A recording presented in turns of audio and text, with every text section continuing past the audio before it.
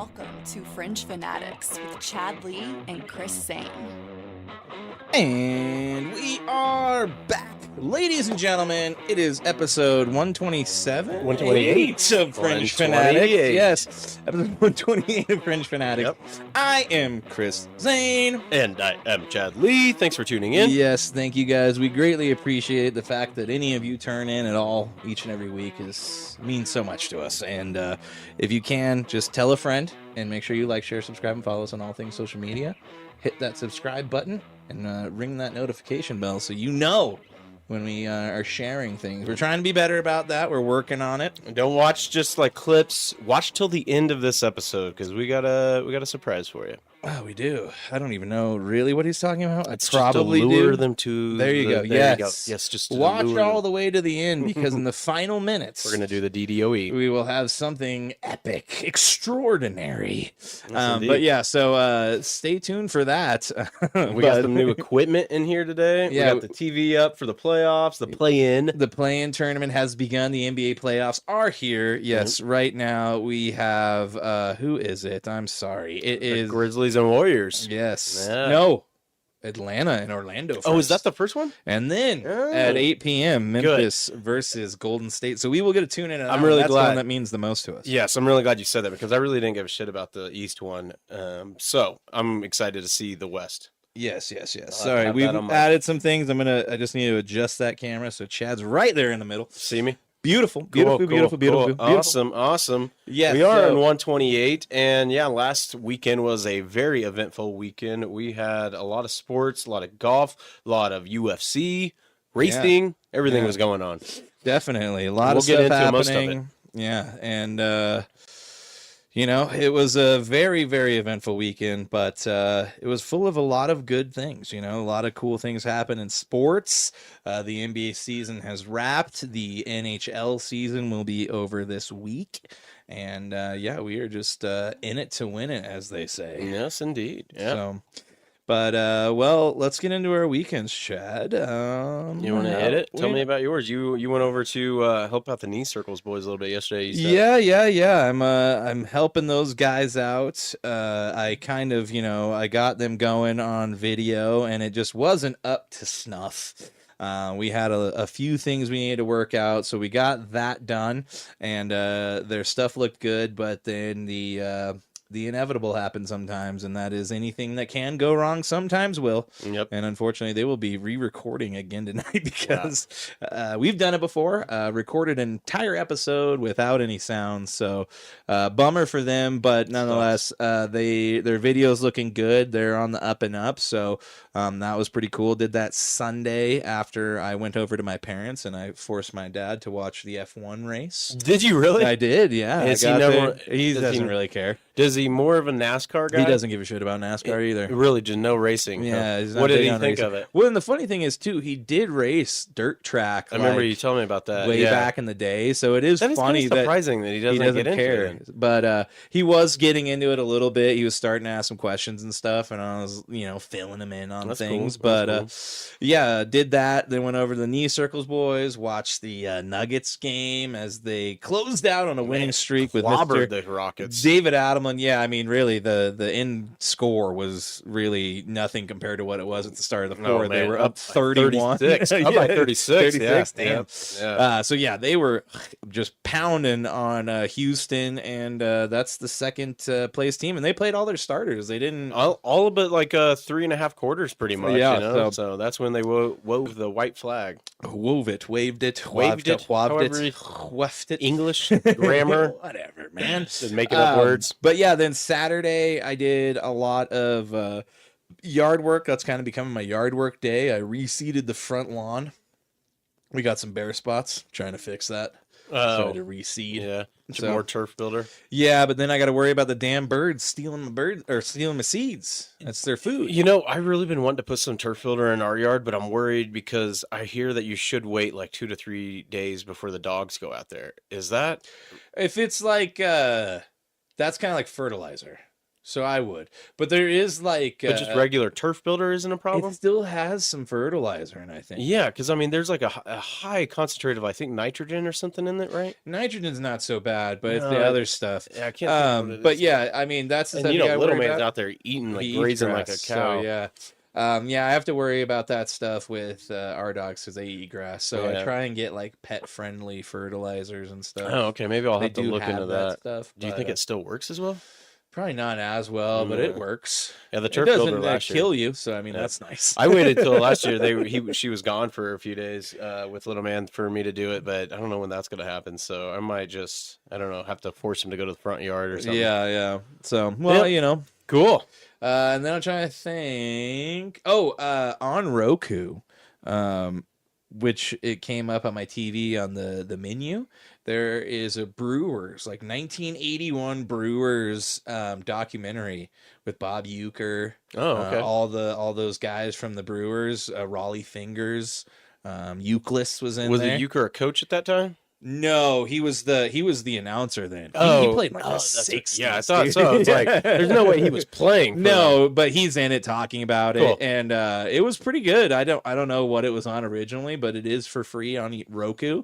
Cool. You can find it probably. That's on what this your, TV is, a Roku one. your streaming menu, Yeah. because that's where I saw it, and I was like, I'm gonna watch that. Hell yeah. I didn't get all the way through it. I watched like 75%, and then I fell asleep. But I started watching it at like Dude, midnight. I really want after Netflix. the fights. Oh yeah. Yeah. How'd you get it? You stream it? I stole it. Nice. Oh yeah. I mean, I watched it legally. I really want Netflix to So do get I. the no. Well, we'll get into that later, but get the Greg Maddux documentary because it was only on MLB the app, but you see clips of it everywhere, and it's so fascinating. So I wonder you might try it. Go to DirecTV and go to the MLB channel, and sometimes you can go to their stream. The streaming app is for that channel is in DirecTV. Yeah. So if you click on the channel, you can go to streaming, and then you might be able to find it. I was just gonna like Google stream Greg Maddux documentary. 'Cause Yeah.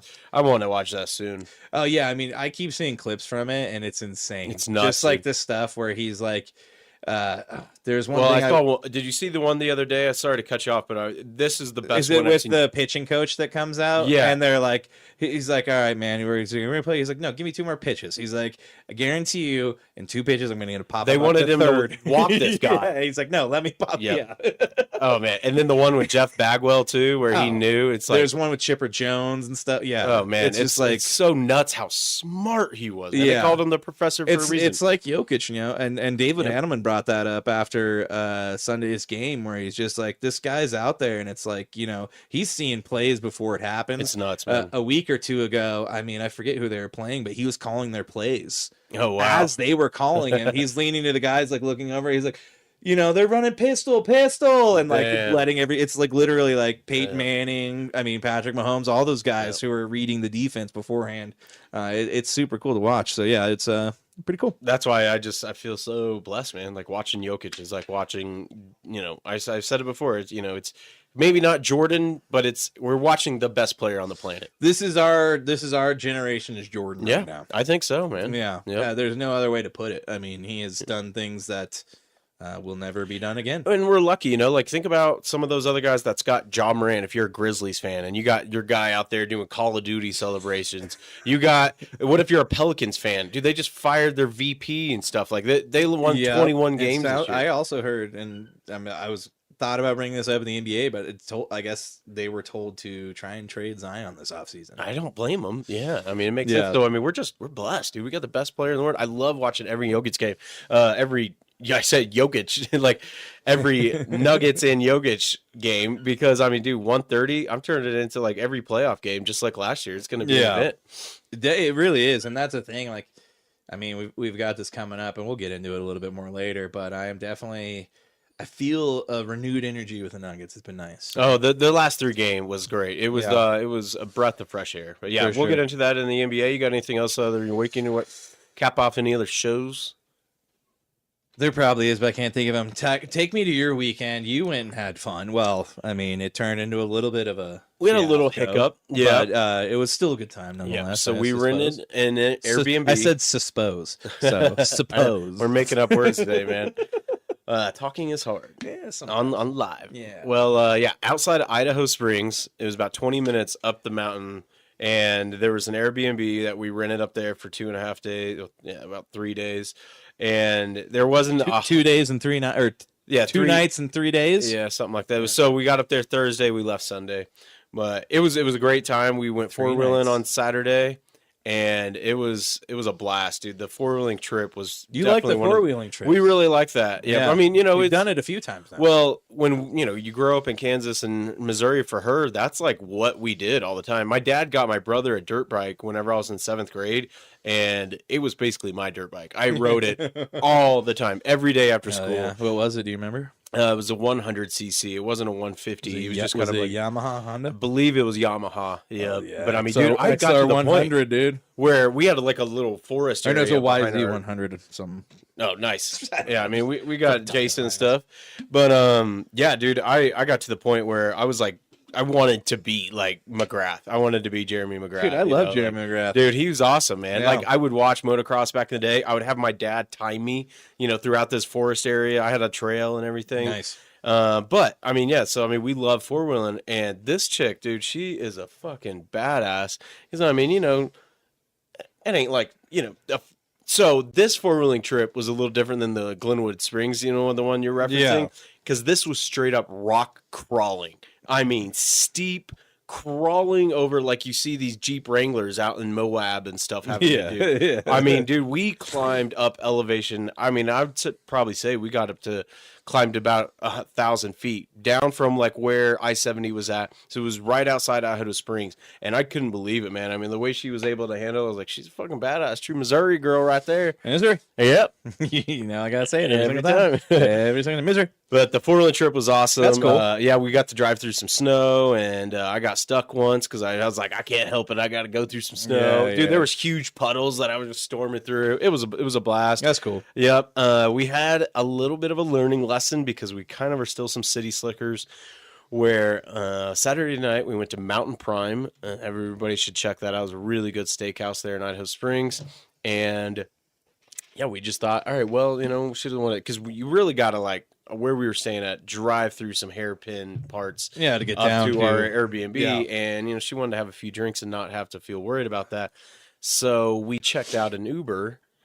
Really wasn't too many I didn't even options. think there would be an Uber. Nope. It's just some guy. I had to do. Hey, no, we don't got Uber. We got Gary. Yep. Gary will come pick you up. That would have been nice. I had to settle for Uber Black to get there. Oh, no. And then on the way, he tells us that, yeah, you might have a hard time getting back. And we get a little worried. I'm nervous eating dinner. I'm just not feeling good about it. And the waitress tells us too, like, nobody really gets Ubers up to the mountains. I feel like an idiot. You got to walk. Did you walk back? No, dude, it would have taken 5 hours to walk back in the dark. So luckily, we're old people and we like to go to dinner early. So our dinner was like at 5. And That's so, a good time for dinner. yeah, but by the time we get done, I mean, dude, it's starting to get dark. Gary, yeah. And it took us 45 minutes for finally somebody to like get us a ride. We're And just hanging out at the yeah, restaurant. we had another drink, and dude, as soon as I got someone to accept it, I bought another drink. I was like, dude, fuck. I was Yes, almost. I was. Well, you still got to hope that person shows up. I know. You know? There's That's- the times they'll cancel. Oh, their they ride on will you. too. And so I literally messaged them immediately too, Yeah. and I said, "We will tip super well. Don't please Just don't cancel us." Please get us back. Oh, dude, such a learning lesson. I felt like such a dumbass. I mean, she wanted to, make sure she didn't drive and everything, and I appreciated that. We were responsible, but damn, never doing that again. Because I was about a tick away from freaking out, man. Yeah, I know how you get. Yeah. I know how you get. I was fucking pissed, dude. Yeah. I was not happy about it. Yeah, those are those things you don't think about until it's too late, and then you're like, oh shit. Well, I mean, I was definitely think about it, but I was like, oh, surely, somebody down there will they'll.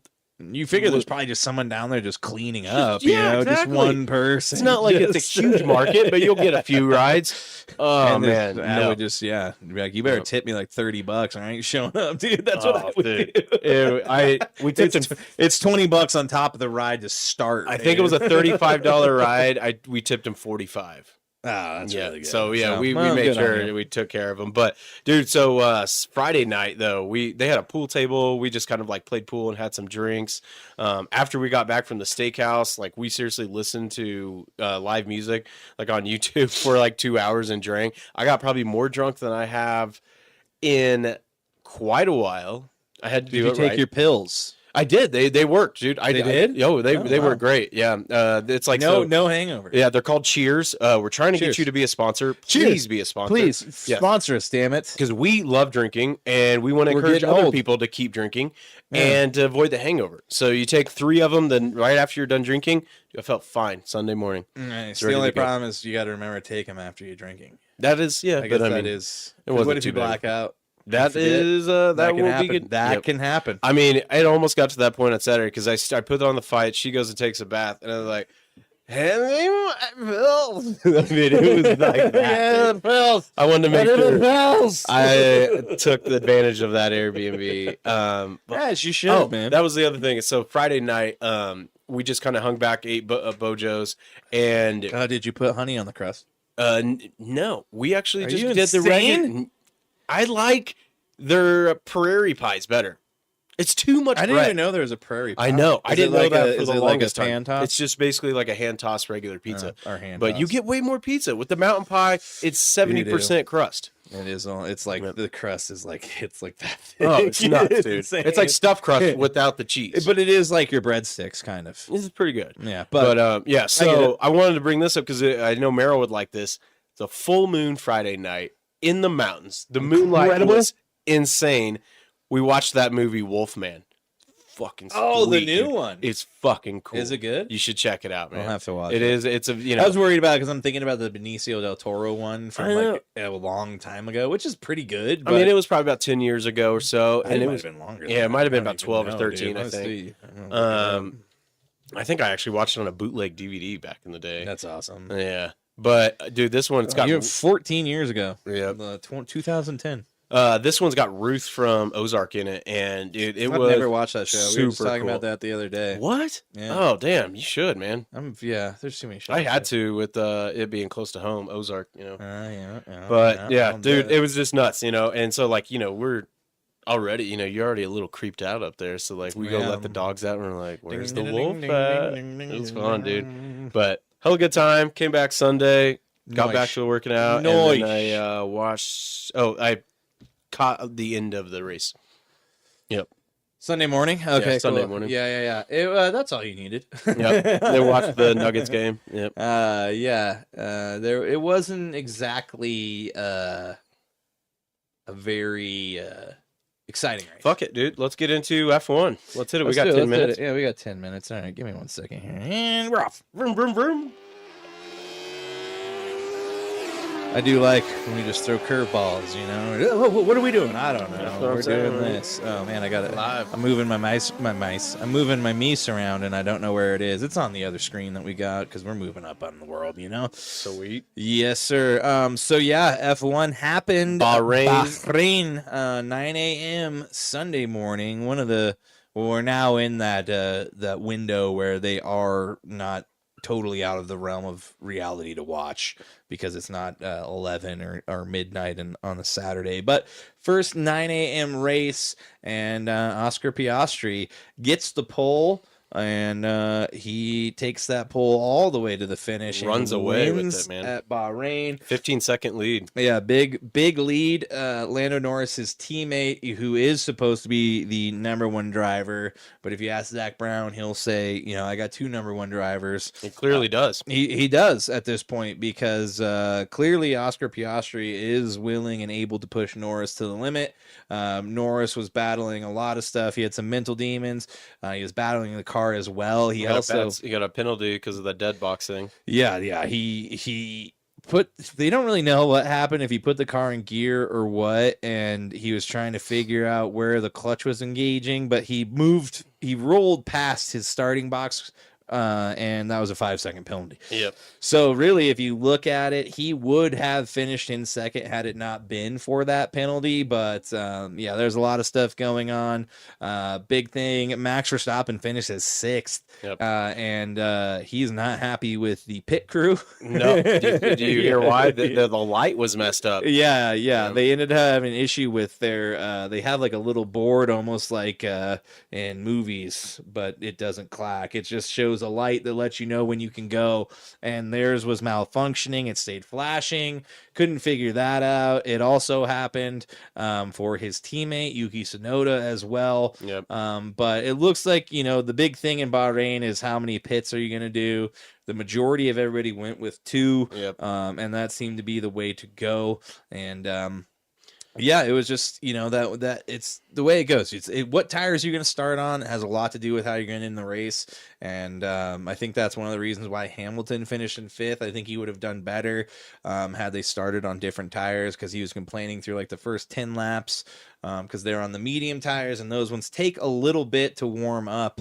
And unfortunately, it took him a little too long to warm up, and Lewis Hamilton had to fight to wind up in 5th. The big news too, A.K. Antonelli, first time in his racing career, he's finished out of the top 10. Yeah. Well, and also I think really huge news, and it's kind of going under the radar. George Russell, 3 podiums out of 4 races, finishes second. I mean, thanks to that kind of like 5-second penalty from Norris, but George Russell's been racing really well.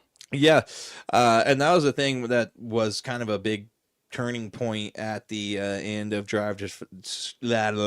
the last season of Drive to Survive, was basically Mercedes asking George Russell, "Are you ready to be number 1?" Exactly.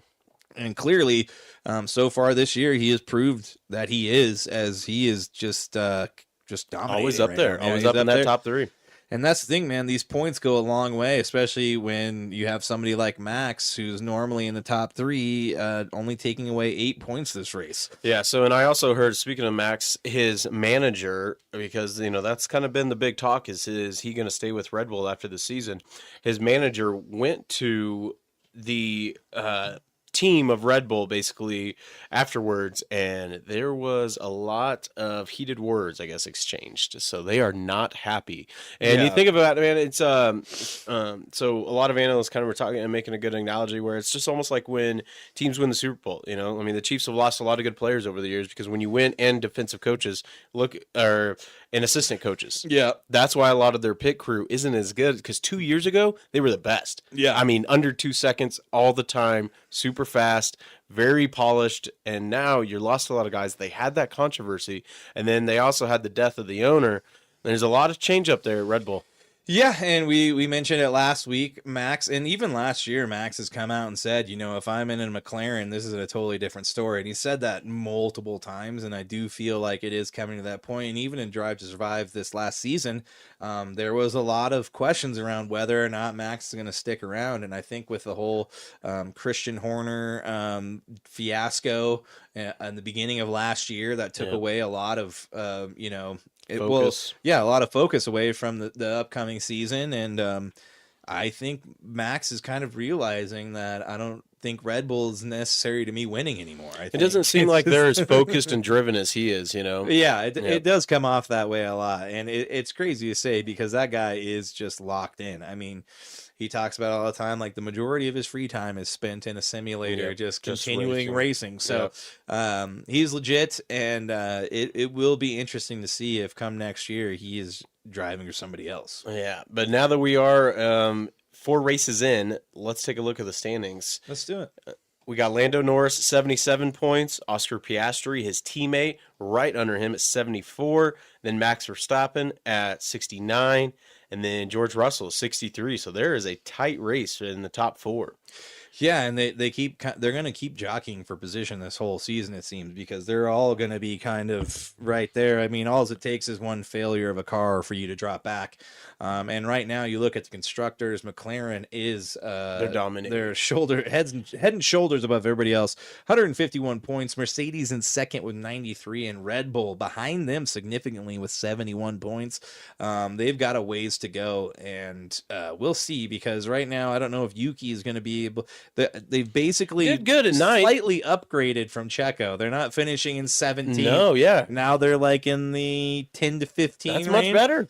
But he finished 3 places behind Max, dude. Yeah, but with Max now not finishing in the top 3, you're missing a lot of points. I think a lot of that had to do with the pit stop, and then there was something else. I can't come to my mind right now, but there was something else that kind of like with his car or something. I think was going on. Shit. I can't quite remember what it was, but yeah, if they could fix all that, because if you look at McLaren, I mean, they're polished. It's a crisp setup there. Well, I mean, Zach Brown's trying to downplay the car and saying it's the driver's, but I think even Max knows, like, put me in that car, and I would have probably finished 25 seconds ahead of everybody rather than 15. Well, did you hear Lando's response to that too? Yeah, he was like, "Oh, I invite Max to." I'll let him test out this car. He'll see it's not that easy. There's nothing wrong with Piastri. He did with some bitching. You know what I mean? But Norris the whole time was like, "This car's all over the place. He's a Nothing whiner, feels man. right." Oh, he's in his nuts. head. It's he's got like the yips, so to speak. Definitely, dude. So, yep. Well, it is about that time. We are going to have Real quick, though, we do have 3 minutes, so I just want to mention we do have another race this week, and it is in Saudi Arabia. Arabian Night. It's on 420 at 11 a.m., so it should be easy to watch. Easter Sunday. It's Easter Sunday for one, and it's my twin brother's birthday, Shannon and Sean, born on 420. That's awesome. Sweet, dude. Sweet. But yeah, so that'll be a fun race. Where'd you say it was again? Saudi Arabia. Saudi Arabia. So that's basically going to be nighttime there. It's about the only time you can race in Saudi Arabia. But let us get over here real quick. Let me send this to Mr. Justin Kirk, right? Yes, indeed. So we met this gentleman when we were doing that trade show, that card show, a few weeks back, and this was a pretty cool security guard that came up and talked to us, and he really knows the sports. That's just it. You never know the guests we'll have on. Actually, all of those security guards were super funny. Yeah, they were cool. One of the little ones got into an argument with Dan, which was hilarious. They were going at it for a while. Then the other one was a Chiefs fan, so that was pretty cool. We were talking about that for a minute, but yeah. Justin's a cool guy. He knows his sports, and he's a Nuggets fan. So, yeah. Let me talk about some NBA. Get that NBA. Gonna get that NBA.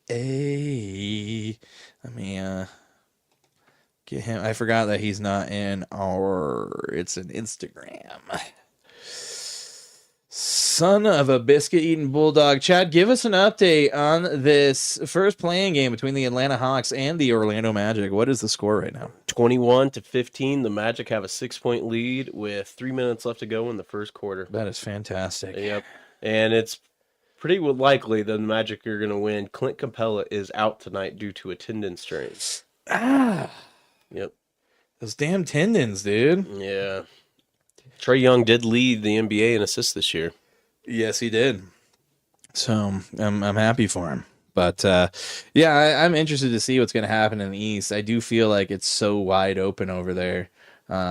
It's going to be Cavs or Boston. I guess I said that wrong. It's very closed off over there because, there's only 2 teams. In the West is what I meant to say. It is wide open because who the hell knows? I mean, if the Golden State goes on a run, if they win tonight, who knows what could happen? I mean, they could have the potential defensive player of the year and Draymond Green as he is favored to win that this year. Yeah, because Wemby got hurt. Yes, that's pretty much it. Poor guy. Put an asterisk next to that award, Draymond.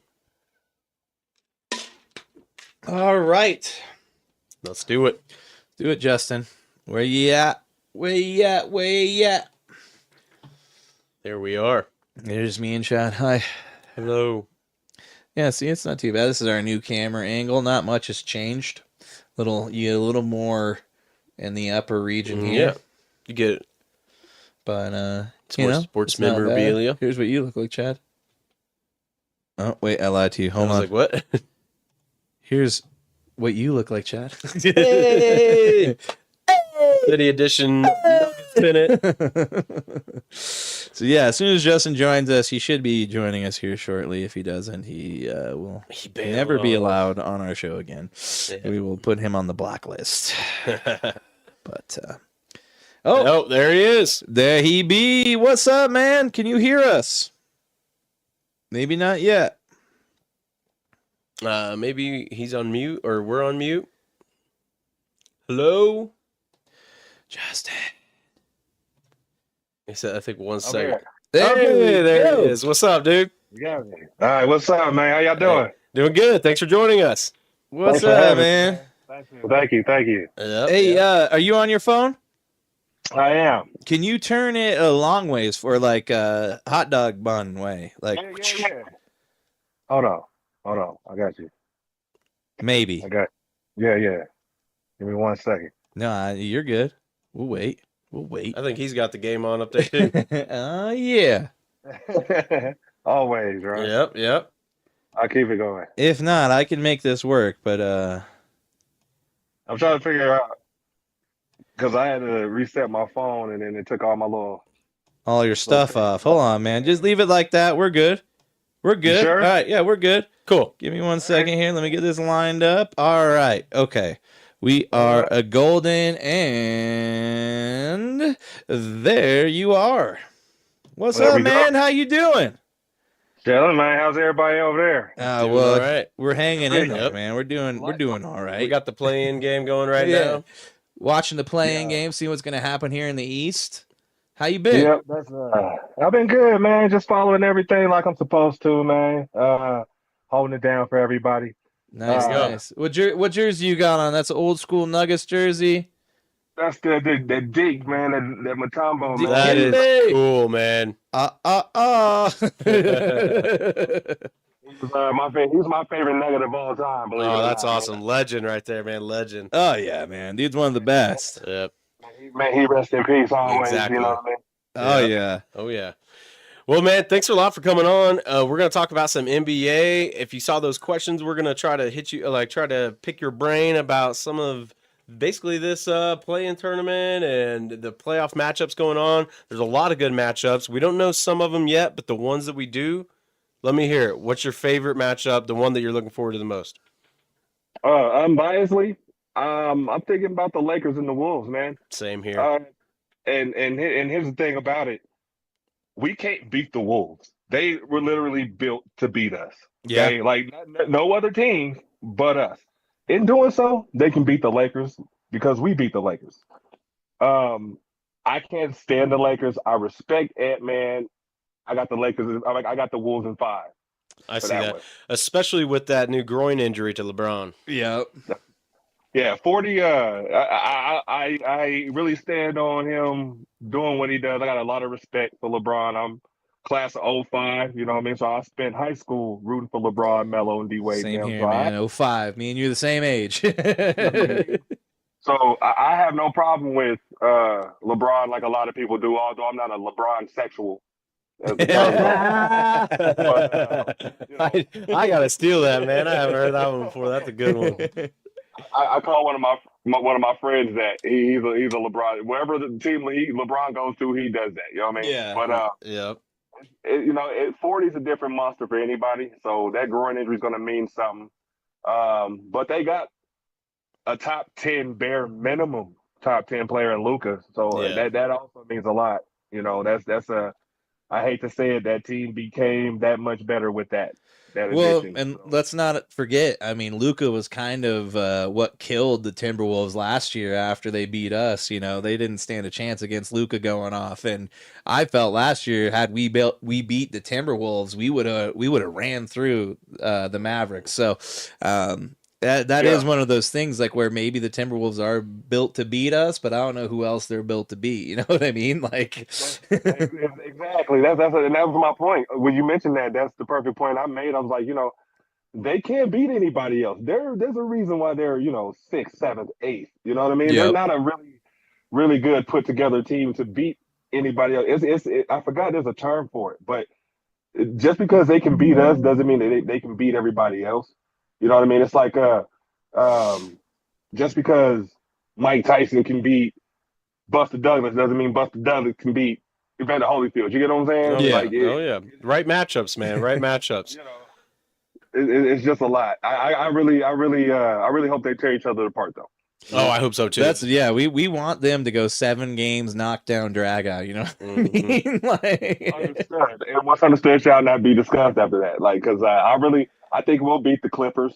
They're still pretty decent, but again, we have, if it was my vote, the best player in the league, most there's valuable no player. doubt. oh, he is. No doubt. That's the crazy thing. Everybody will agree with you on that, but Shea's still going to win the MVP. Yeah. Everybody will say Jokic is the best player in the NBA right now, but just because Shea's on a really good team and is the point scoring leader, he's going to win the MVP. None of it makes sense. I was arguing this with a buddy of mine that's a Lakers fan, Beal, and you know, I was telling him, I said, dude, take away, if let's hypothetical situation, if Jokic hadn't won any MVPs and he had this season this year, there's no doubt that he would win it over Shea.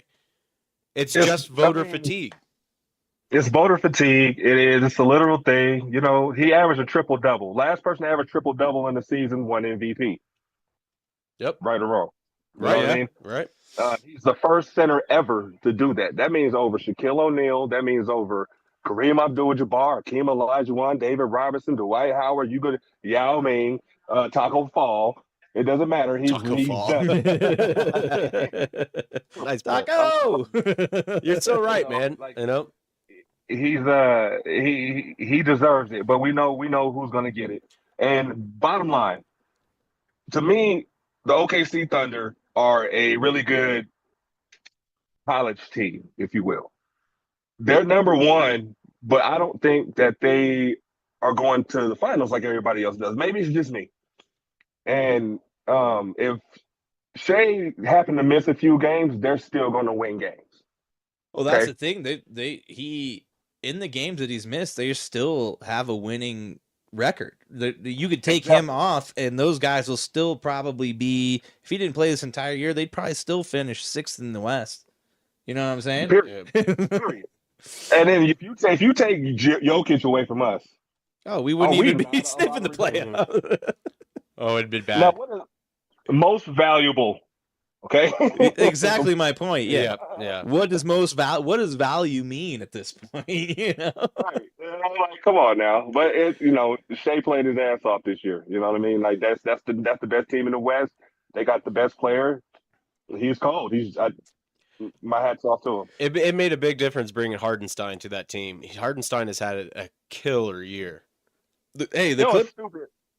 Go ahead. What's stupid is that when I seen Hardenstein on New York first, I'm like, yo, that kid looks familiar. I don't know where I knew him from. And I was talking to my brother, and he was like, bro, he was on the Nuggets for a while. Yep. I said, that's not that one dude. They just ain't coming down on the bench right now. Just starting to just. Are you Hardenstein? Oh man, I'm a little upset now. Well, yeah. I mean, that was and he is playing way better on the Thunder than he was for the Knicks, and so I think it's a really good fit, especially him and Chet together.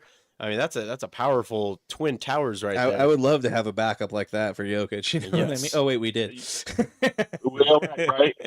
But I'm glad he's doing real well, man. He's a good guy. Man. I've met him before. Well, here's what makes me just realize that Shea's going to win it this year, and it goes all the way back to the 1960-61 season, where Wilt Chamberlain.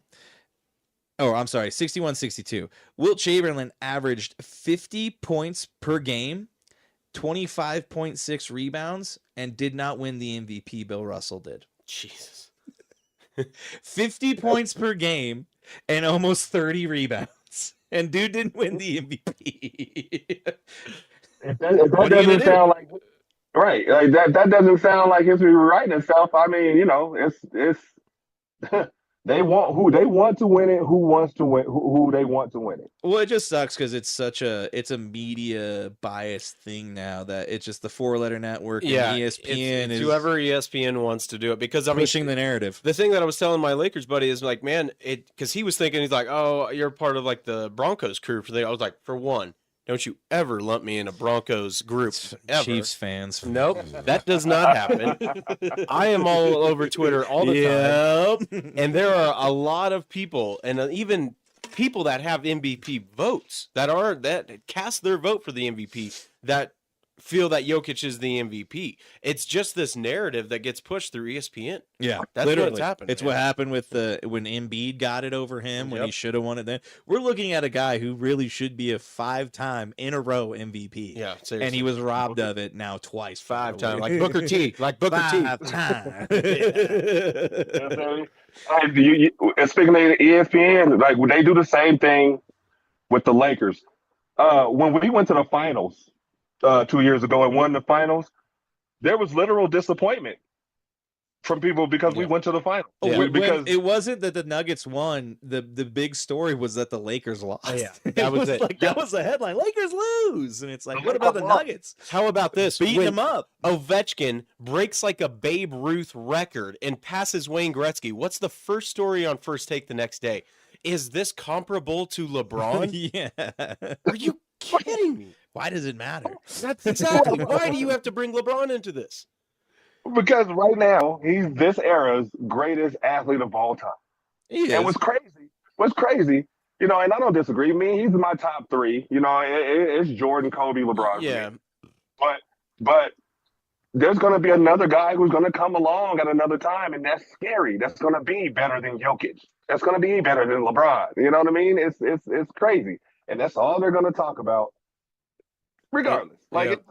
It's fine. It is what it is. Hey, but we know what it is. We do, and we could go on about this forever and ever because we are all Nuggets fans. We're all on the same team here. But let's talk about the matchup that they got. I mean, I think they match up really well with the Clippers. Zubac, I think Jokic is going to eat his lunch all day. If you look at it, I think the Clippers have two non-shooters on the court at all times. They rely so heavily on Harden and Kawhi now. I think that they're going to probably win in 6, if not 5. You think the Clippers are going to win in 6? No, or not the 5? Nuggets. Excuse me, the Nuggets will win. I believe the same. If you compare player for player, no center in the league is gonna out duel Jokic, right? My biggest threat for the Clippers is that we don't have a really good defense. Okay, Yeah. and if you leave, should have been All-Star Norman Powell to do his thing, teamed up with James Harden. The city of Denver has known defeat and upset from Los Angeles Clippers, you know what I mean? And if we're not careful with everything that's shaking up for the team, for the squad, we are an upset alert. But that's why I give us 5 games. And it's going to be close. It's going to be real close. Well, let's not forget. I mean, this is a Clipper team that has won 15 of their last games. Like, they've been on a Right. roll. And I was impressed by that. I even told him last week, I said, dude, they're the team that worries me the most. And then I saw the 20-game stretch where there's a lot of terrible teams. they still beat- got to win them, though. Yeah, that's true. But they beat a lot of bad teams in that 17-3 run. So, I mean, that's something to take into account. And, the other one is like, even though Russell Westbrook is so turnover prone, this is maybe a revenge game for him, a revenge series. Yeah. So hopefully he'll show up. I'm not. I rock with Russ. You know what I mean? Russ can ball. But we're gonna need him. We're gonna need Jamal healthy. We're gonna need AG. We're gonna need everybody. A lot of these guys aren't gonna be here after the season. So this is the last hurrah, and I hope they see that. You know what I mean? As a Nuggets fan, I was born in '87. I've been a Nuggets fan since '86. And to finally have our championship, I want another one. And the window's only shrinking. You know what I mean? This is the last dance, man. It really is. They all know it. Kroenke even said it in that interview yesterday that this is going to be a way different team next year. And so I know a lot of these guys like playing together. So I really hope that motivates them to just go out there and have one last good run. It's guaranteed that the only person not on the chopping block, not going nowhere, is the champ. Yeah. Right. And that's what he says, too. Yoke. That's the bottom line. Everybody else, this is going to be a totally different team next year. What are we, 4th right now? We are 4th. We could be 4th to play in level next year. You know what I mean? If And they I'm don't make a prepared. change, Yep. they better go out of their way to get Jokic an MVP.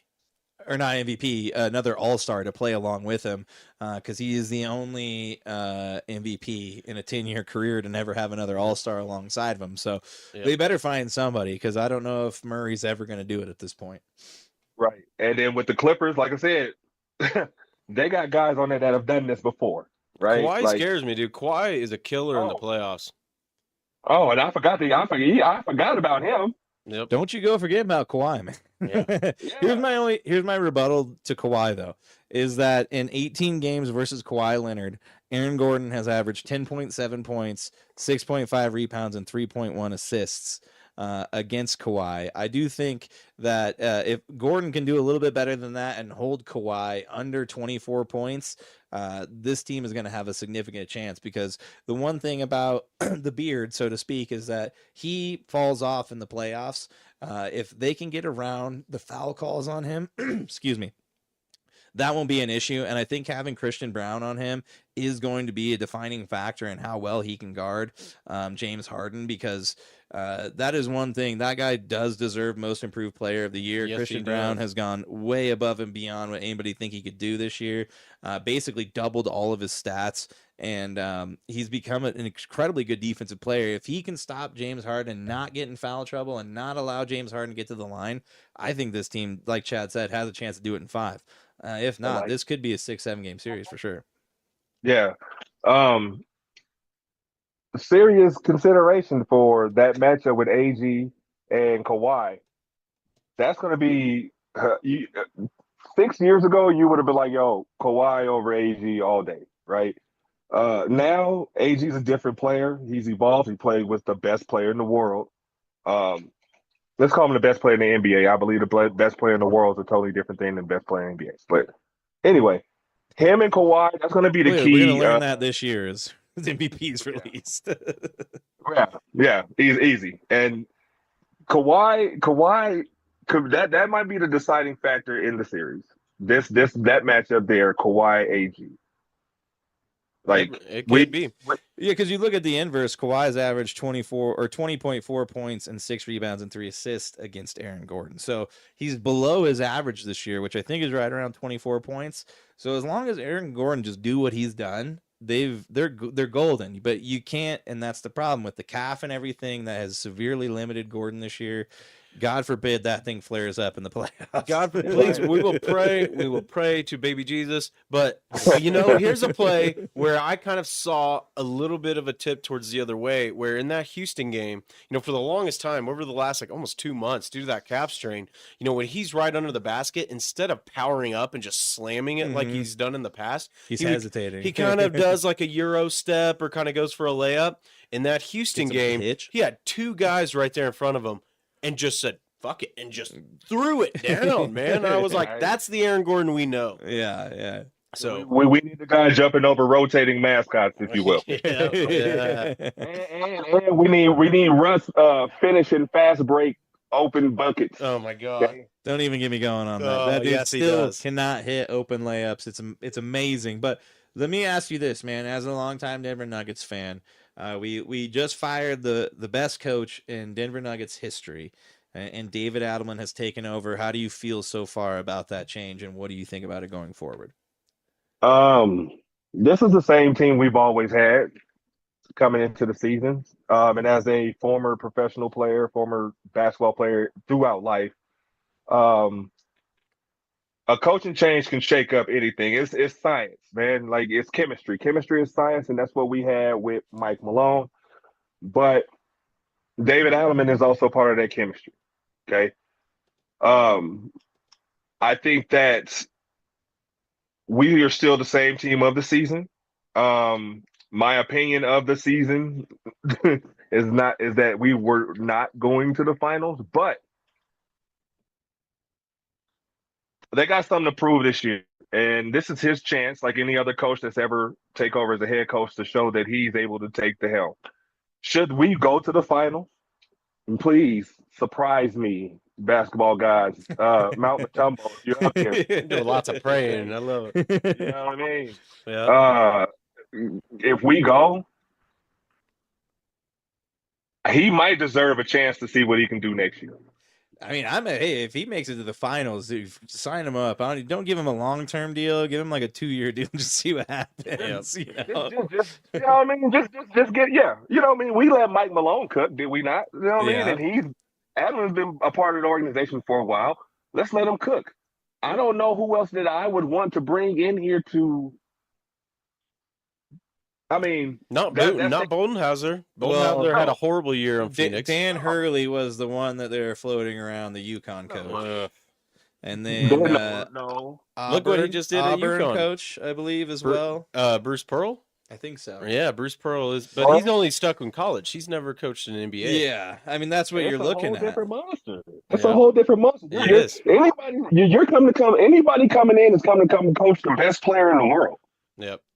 You know what I mean? Well, that's what I'm saying. They're gonna have people. You should have people coming out of the woodwork to be like, I want to just be around that guy because it's legendary. I told him let's get Phil Jackson. Yeah, let's get him out of retirement, dude. Phil. I mean, he's about 175 now, but he's he's dead. You know what I mean? Let's wheel him out there, man.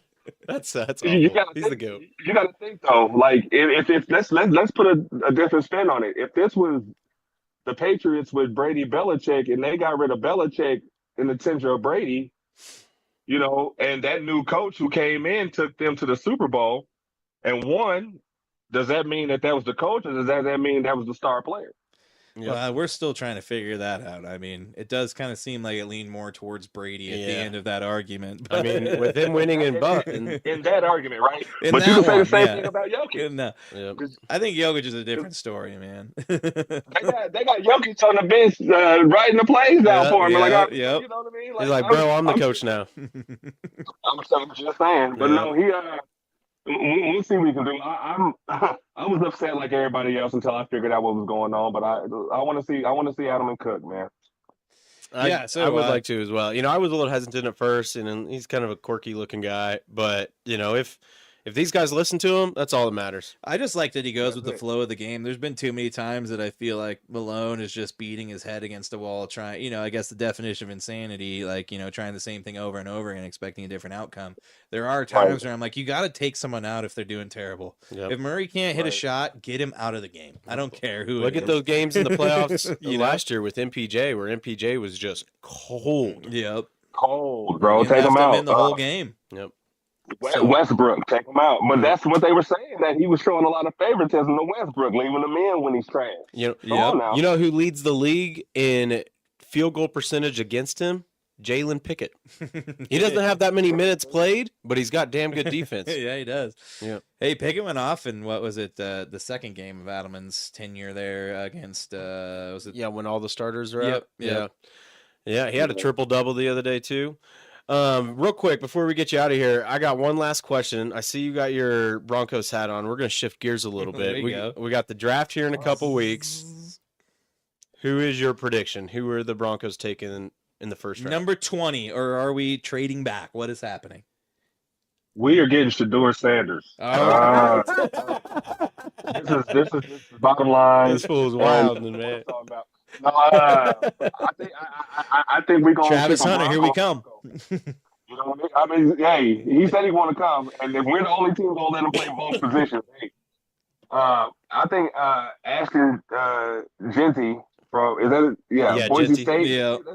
Let's keep a Bronco, man. You know what I mean? I don't think he's going to make it. I do think running back would be great to go in the first round, but it does seem like anybody after Genty is kind of a stretch.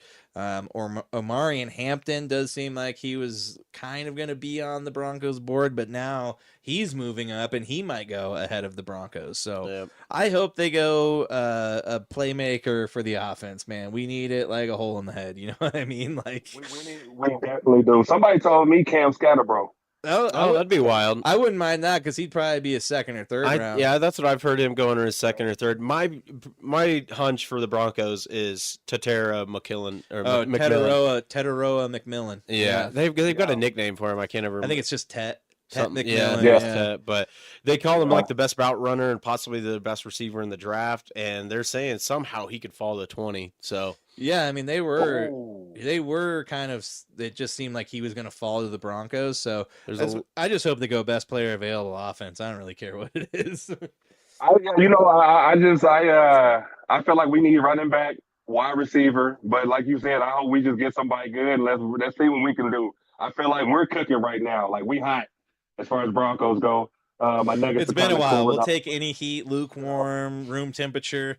We need it. You know hey, what I if we beat that team over there in mean? Missouri, The Missouri. you know, Yeah, We yeah. got to the, make it 10 in a row, 10 you division know, titles in a row, Boo! man. This is a I big think year. this is the year it ends. I think it's. No, I think it was 9 in a row it's last fading year. out.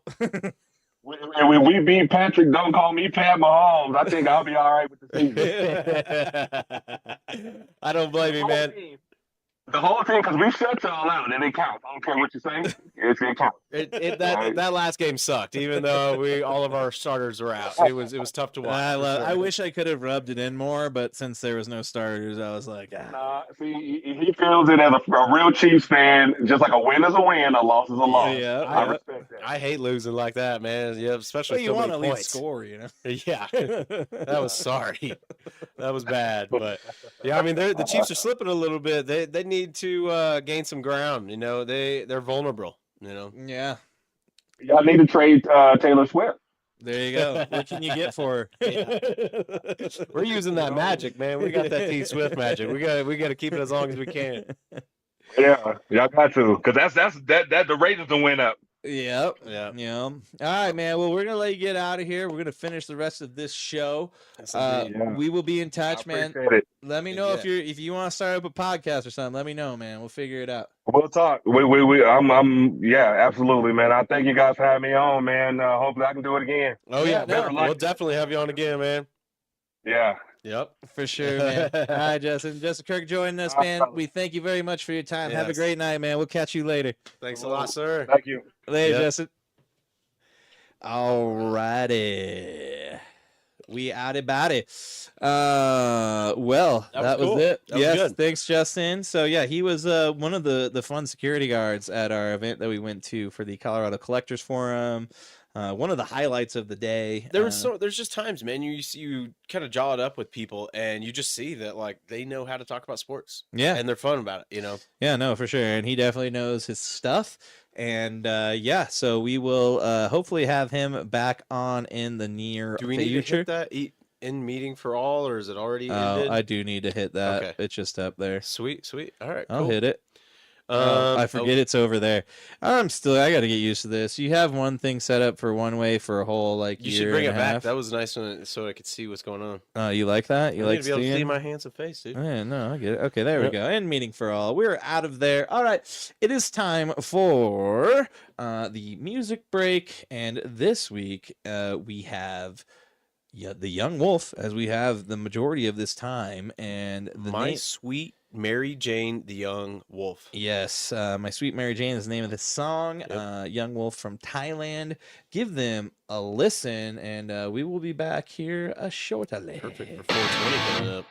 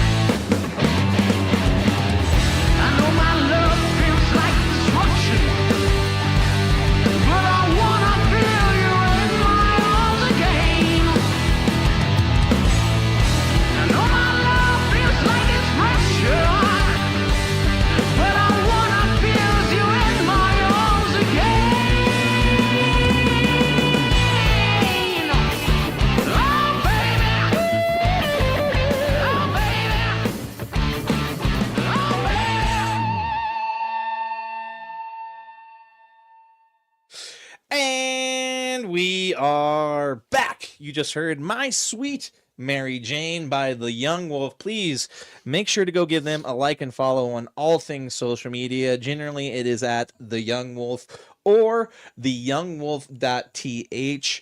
I was just telling Chad while we were listening, I was like, I feel like these are like the Taiwanese Guns N' Roses. They're super awesome, super rockin'. Give them a like and a follow. And do the same for us if you haven't yet. Hell yeah. But yes, let's get back into it. Let's do headlines. I didn't even get to hit the headline thing because we were just going along, you know. So let's Jumping hit right into headlines, it. and we're gonna touch on the NFL first and foremost. Headlines! Get your headlines here! That's right. Not a lot in the NFL this week. Just a little, few things happening. We're gonna touch on them real quick. Might touch on the NCAA. We'll see what we're looking at. Probably just run over it real quick. But here we go into the NFL. Are you ready for some football? You better be. We are 1 week away from the NFL draft. It's next Thursday. We are 9 days from the 2025 NFL draft. I thought it was the last week. No. I think maybe I'm wrong. It's because I was very adamant. I'm pretty sure I heard 9 days today, which would put it on Thursday. That sucks, 'cause I totally thought it was like Ah, dude, you're not even gonna be there. Yeah, April 24th. Wow. Or no. April 24th is in 2 weeks. You're right. Okay. The 20th. Or So, no. that is 2 weeks. No, yeah. no. What Yeah. day is today? It's the So the 15th. 15th. No. It's next week. Yeah, it is next week. Okay. Wow. Well, that's cool then. Sweet.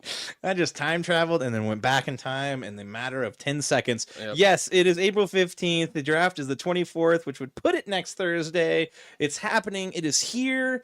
And there's some big news. We've got some trades possibly happening as the Dolphins have decided to seek a trade for Jalen Ramsey. After the discussion they had with Jalen and his agent did not go as they had planned. He did not formally ask for a trade, but they can't come to any sort of terms to move forward. There is also a lot of speculation about Tyreek with his last little run-in with the law. Pulled a little bit of a Michael Jackson there, didn't he, man? With Michael Jackson. What did Michael Jackson do? What do you mean? Oh, he pulled a Michael Jackson. you're talking He was about a dangling baby. Blanket. dangling a Blanket. baby over the Blanket. balcony. Yeah. The baby blanket. Yeah. That was that kid's name was Blanket.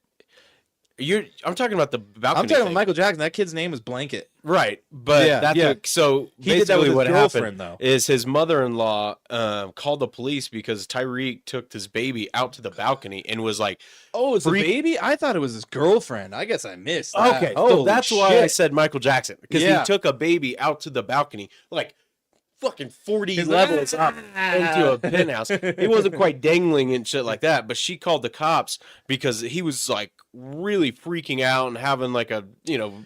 in an outrage. And you take a baby out to a balcony. I don't even like to go out to a balcony whenever it's that high. I'm scared Yeah. of heights. I don't like him either. No, Tower but of yeah, Doom so freaked me out.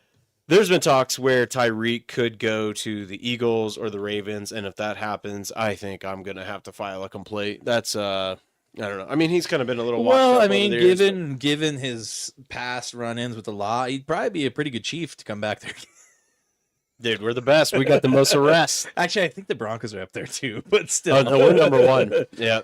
I don't know if you saw this. This TCU wide receiver, Quidarius Davis, caught on camera literally choking his girlfriend unconscious in a apartment Oh my god. staircase. That's not good, man. Yeah, Not supposed to do so that. not supposed to do that ever to anybody really, female Yeah. or male. But yeah, it's not good. So hate to bring a little bummer thing into it, but Yeah. we were already talking about Tyreek shaking a Yeah. baby. Oh, not shaking a baby, but holding a baby over. Nobody puts Don't baby shake in the baby. corner or Yeah. the balcony. All right. But yes, other news. It's only one other thing really in the NFL. Patrick Peterson, 8-time Pro Bowl cornerback, will retire a Cardinal, ending his 13-year career that started there as the 5th overall pick in 2011. And then also, Cowboys left tackle, this came out today, Tyron Smith to sign ceremonial deal with the Cowboys to retire and end his 13-year career, drafted 9th overall in 2011. Yeah, both players from the 2011 draft, top 10 players, have now retired. It's that time, dude. We're getting Patrick old. Peterson, dude, he was really good. I saw just a video, I think it was a week and a half ago on Twitter, where it was his DB coach that was telling him when he was about to play Calvin Johnson, go out there and be Optimus Prime. And because he was playing Megatron, Yeah, you gotta go. and then there was highlights throughout the whole game where he was shutting down one of the best wide receivers in history, and then also got an interception. I was like, damn, dude, Patrick Peterson was It good. is kind of wild too when you think about it. Like the Lions had like two. I mean, if they had played their entire careers like full length, they had two of the best players at wide receiver and running back retire early because of how terrible the team was. Something like that. I think a lot of it had to do with Calvin. I think it was brother, sister. I think it was his sister is a doctor, and I think he found out a lot about like CTE stuff. That's what I had heard at least, because I can't remember which family member. Somebody close to him was a doctor. Yeah, that's still crazy. I think I would take heed to that too. I mean, I think we've talked Especially about when it you a couple come out weeks and ago. find out that the NFL knew about it, was just lying. Yep. It's just crazy. You know, what is it? CTE? We don't know yet. Yep. But yeah, let's get into a little NCAA football real quick. Yeah, this one's crazy. Yeah, we got some crazy stuff going on. I thought I had a thing for NCAA football. Do I not? Oh, you had an Adam Sandler one from Waterboy a while Oh back. shit, that's way back here. Oh my god, it's been so long. Oh Jesus. Oh my god. All right, I'll do it. Needle dick. Needle dick. Needle dick. Beautiful. See? Thank I you. memorize it. I must have accidentally deleted it. It's not on here anymore. So thank you, Chad, for Gotcha. hitting the NCAA. Yeah, I need to fix that. But anyways, we're into the NCAA, and there has been a few controversies this week. I'll let Chad take this first one because I want to say the next guy's name. I wrote it out phonetically. I know, I saw that, dude. That's good luck to that, man. This guy's kind of a douche. But dude. we can both talk on this. All right, yeah. So Colorado University announced that they will be retiring Travis Hunter and Shedeur Sanders' jersey numbers, not in 5 years, immediately. Effective immediately. Yes. Yeah. So my only issue with this is that Cordell Stewart was one of the best CU quarterbacks of all time. Led him to a national championship. They lost, but it was one of the CU's best seasons. I And thought- also 2 bowl games. No, they lost. Charles Johnson was the one. The Oh. fifth down. The fifth down. Yep. Yeah. Yeah. I didn't know. I thought that was Cordell Stewart. all No, this Cordell time. Stewart. They think they went 12-1 that year. Ended up losing in the national championship. But they won 2 bowl games with Cordell Stewart. His number is not retired. Alfred Williams, famous defensive end for the Broncos, college football Hall of Fame, Dick Butkus Award winner, 2-time Super Bowl champion, does not have his number retired for the CU Buffaloes. There's 4 numbers that have been retired for the CU Buffaloes, and there's way more. I mean, Rashawn Salam got his retired posthumously after he killed himself. I don't know if you remember that. He killed himself That was the awesome in his running back, car right? in Boulder because he was like, he had CTE, I think, Wow. and things were just Man, not that's going good rough. for him. The other people are Byron White, number 24, Joe Romig, number 67, Bobby Anderson, number 11, and Rashawn Salam. So now there is a total of 6 players who have had their jersey numbers retired. Rashawn Salam last played in the early 90s. All those other guys are well before that. And all of a sudden, we have Deion Sanders as the head coach. He signs a new lucrative deal, and all of a sudden, his son's number gets retired. Travis Hunter, Travis Hunter deserves to have his number retired. That one I kind of get. One of the best college football players of all time, just in terms of what he did on both sides of the football. You don't see that too often. But the dude hasn't even played. He's not been drafted. He hasn't even played a snap in the NFL, and you're going to retire their numbers? They still haven't finished their college classes. They're still at school. Well, Shedeur Sanders will get his retired after the illustrious career of leading Colorado to 13-12 record Yeah, but overall and an 8th place Heisman finish. That's sarcasm because that is ridiculous. He doesn't deserve that at all. But he also holds the single season record for passing yards, single season record for passing completion percentage, single season record for passing touchdowns. So he is the best quarterback in CU history in terms of The stats. Yep.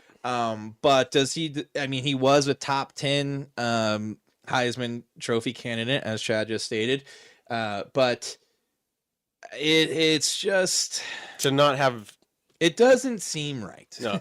And just to skip everybody, like the two people we mentioned who Yeah. should have their numbers retired, and just to be like, nah, we're gonna move you to the front of the line because social media, basically. Like And it's the dads, who the coaches. A little bit, yeah. That's it. What are you gonna retire 21 too?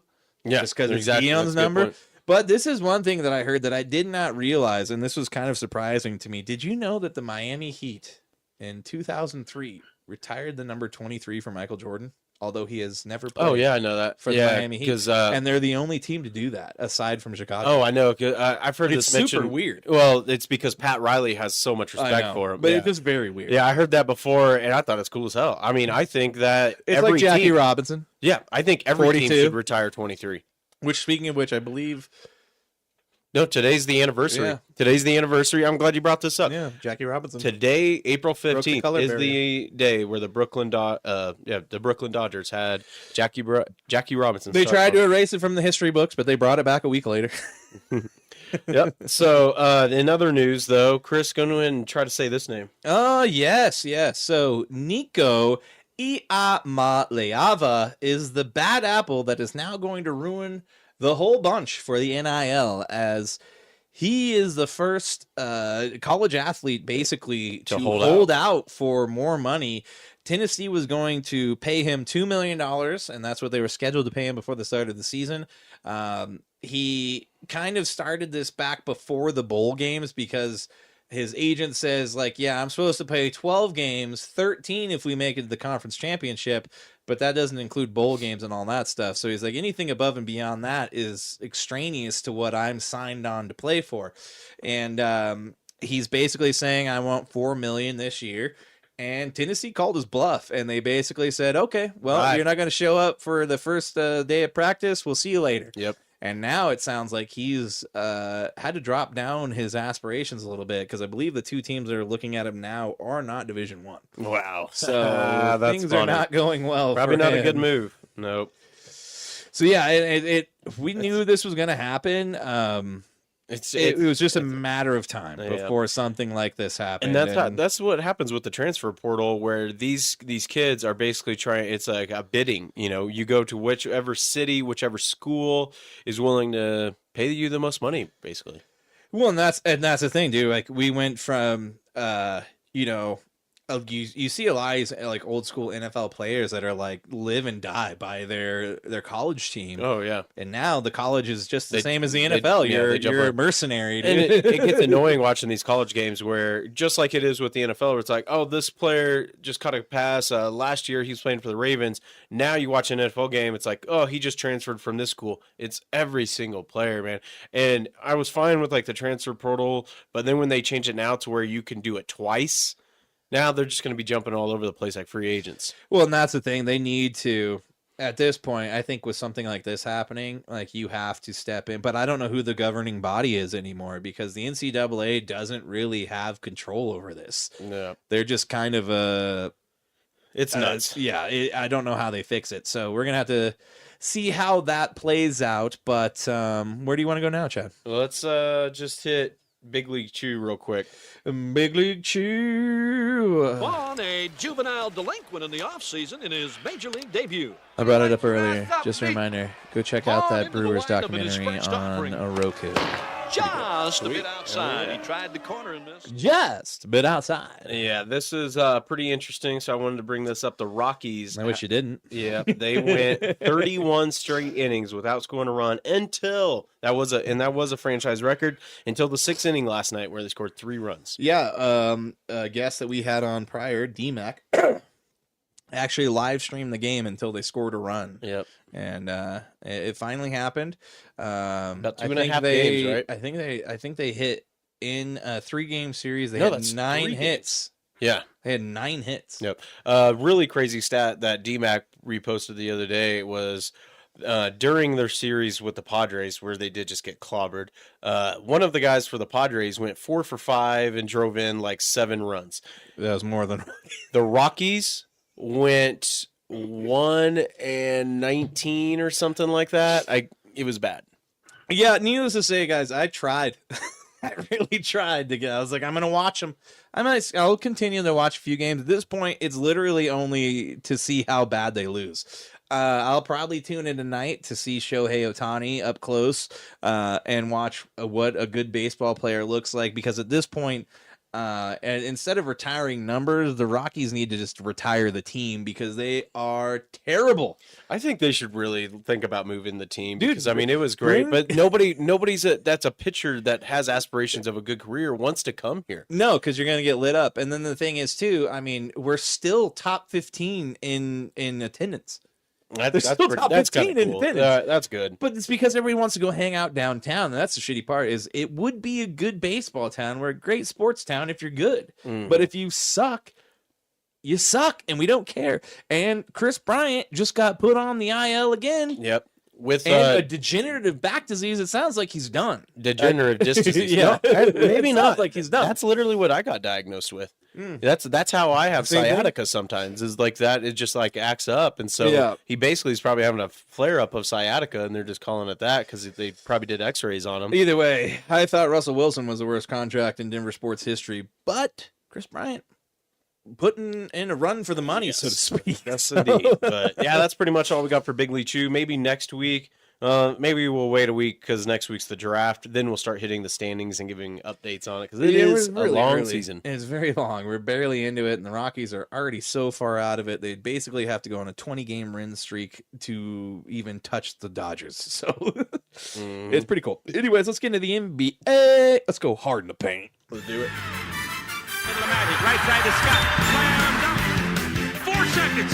3 seconds left. Why they not fouling? Jumper Murray. He's on fire. Denver bounce. Pump fake for 2. Kobe's got the Laker record. 81 This has been a long NBA season. Yes, it has. And I'm glad the playoffs are here. A little update right now.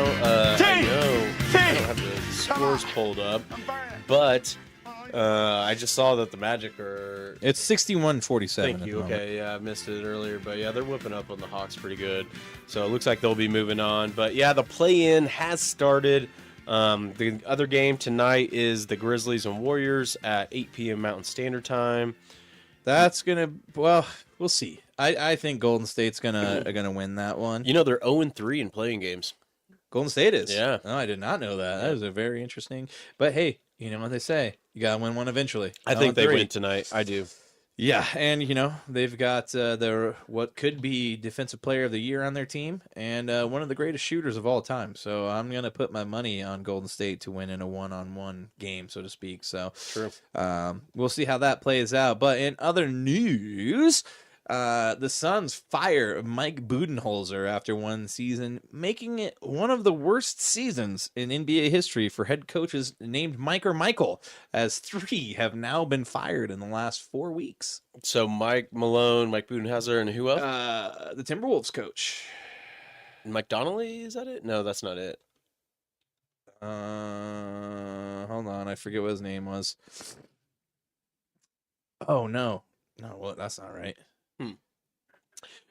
Well, I mean, it's pretty bad because the Suns had the most expensive salary too, with Bradley Beal, Kevin Durant, and Devin Booker, and they finished, I think, like 13th or 14th in the West this year. I mean, it was pretty sorry. So, I mean, he only got 1 year with them, and it's crazy because this guy just won a title. I mean, we're seeing this like with Malone, Frank Vogel, these other guys that have won titles. And then, you know, they fall off from the pedestal real fast. Yeah. Oh, the other coach was Mike Brown. Sorry. Okay. Mike Brown, Mike Malone, and Mike Budenholzer, but Mike Malone goes by Michael. So, what did you just say? I'm sorry. I was trying to figure that out. Give me a quick synopsis of what you just said. Oh, basically just, the Suns had a really bad season. Oh, they did. And we posted something not too long ago where the Suns' top three players, their entire salary is the same as the entire Detroit Pistons starting Yep. starting five. So And who the Detroit Pistons finished 6th and missed. They didn't even have to get in the play-in. So yeah, Suns, and it's crazy. Like, 1 year's tough, especially with decisions that somebody made prior to you getting there, and you're just supposed to be on the hook for those decisions. Not the best way to go out. I don't think Mike Budenholzer necessarily got a fair shake, so to speak, considering just what he was expected to do with a team that just was Mod Podge together through trades, hoping that everything would work out. But unfortunately, didn't work out, and he is now going to be looking for a new job. So we got 3 Mikes looking for new jobs this year. Yes, indeed. In other news, Nico Harrison said the other day that he has no regrets about trading Luka and doubles down on defense, wins championships, which Chris pointed out here, the Mavs did have the top-ranked defense for the final 20 games, allowing 109.2 points per 100 possessions. Yeah, I mean, what does it really do, though? You finish 10th in in the play-in, and you tomorrow are basically going to be playing for your life. And Anthony Davis is not necessarily someone I would want to rely on as my go-to in any sort of playoff situation. Yeah, So not at all. we'll see what happens. I don't have faith in them making it even past the second round. So No. I mean, I can't really say I blame him for saying he has no regrets because, I mean, he would look like a dumbass if he came out and said it now. So, well, his I like his reasoning was that nobody's liked any of his trades. he brought up "That's the not- Kyrie one. That's not a good way to go about it. Yep. You shouldn't say everything I've done everybody's hated, so why would they like this one? I want to just go back to the shoe business, sir. Yeah. All right, let's wrap this up real quick. Let's touch on the PGA. Yes, indeed. Let me get to the PGA. Yeah. Never mind. I don't know where, dude. I gotta fix this stuff. We've got problems over here. Go to We your got hole. issues. Just go to your home. Go to your home. Oh, yeah. No, I don't know where it is. I gotta fix this. Things are gone.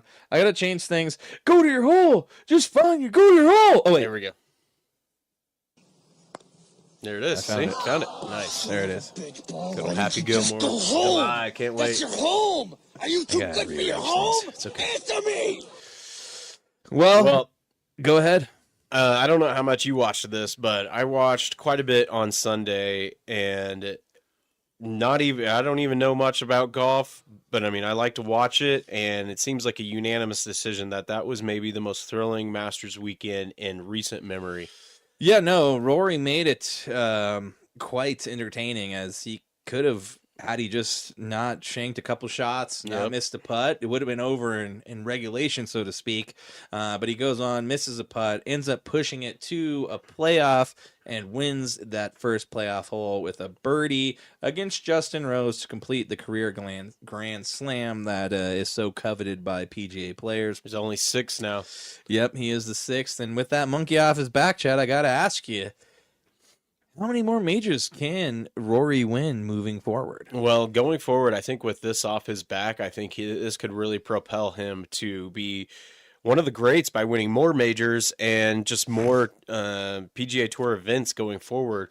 I put on here too, so the PGA Championship this year is at Quail Hollow, where he's already won 4 times. And then you got the British Open coming, well, what they call the Open now, coming up later this year. And that's a course where, because he is of Irish descent, he set the course record at that course at the age of 16.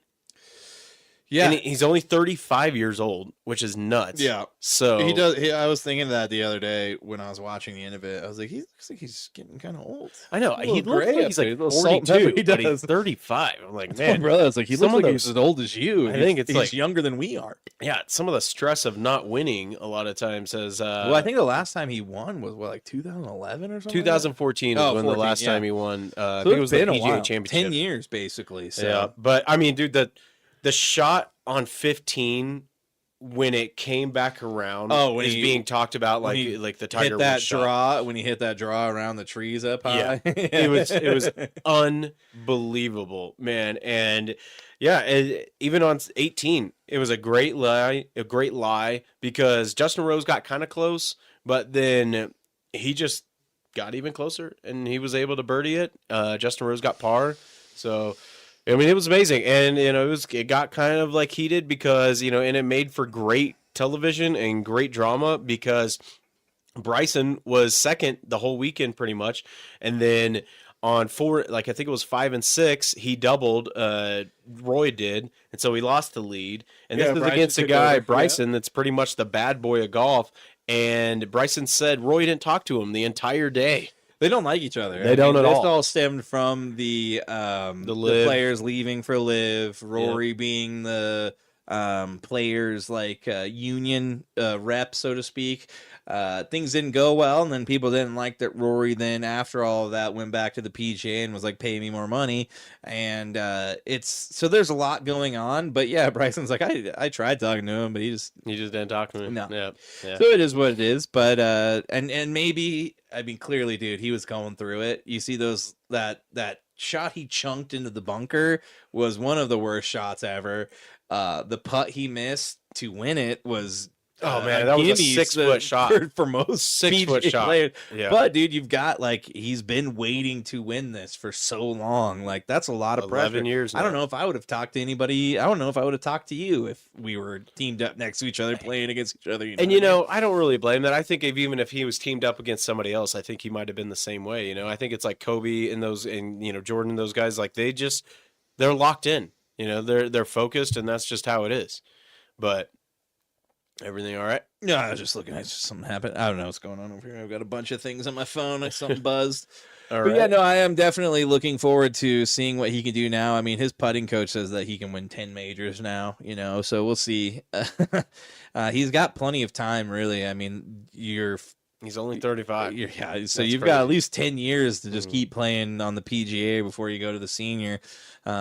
But yeah, I'm looking forward to it. He's kind of been in battle. I don't know how you feel about Rory. Some people hate him. Some people love him. I'm kind of indifferent. I just like seeing cool sports moments, and that was definitely one of them. I shared that post, which was pretty wild. That Ken Griffey Jr. was a credited photographer this weekend at the Masters. Following in the footsteps of Randy Johnson. Yeah, following the footsteps of the good old Randy Johnson. Yeah, they're both credited photographers for most sporting events, and he caught the winning moment when Rory collapsed after he hit that final He was putt. very emotional. And when he was walking after winning to go get his Dude, green I've jacket, never man, seen somebody like the epitome of just relief. Oh man, I was so happy for him, dude.